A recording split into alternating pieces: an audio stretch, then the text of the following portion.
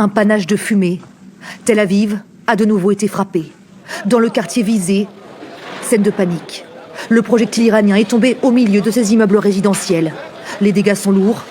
Partout, des fenêtres brisées par le souffle de l'explosion. La frappe a fait cibler ses légers. Nathan Amsalem a été réveillé par les sirènes d'alerte. Il se trouvait dans un abri au moment de l'impact. C'est vrai que je l'assume, j'ai eu de la peur cette fois ce matin. Mais en tout cas, il faut vraiment se protéger, c'est très important. Au sol, un cratère de plusieurs mètres. La défense aérienne israélienne n'a pas réussi à intercepter le projectile iranien.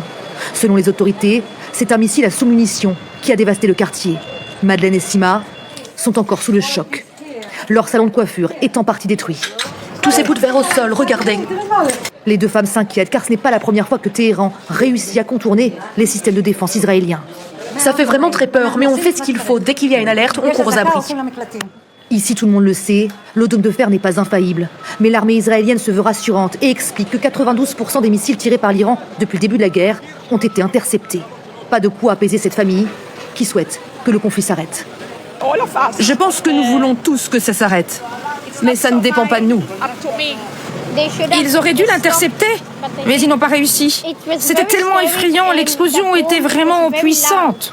Face à ces frappes, presque quotidiennes, le gouvernement israélien a décidé de prolonger de 3 semaines l'état d'urgence sur tout le territoire.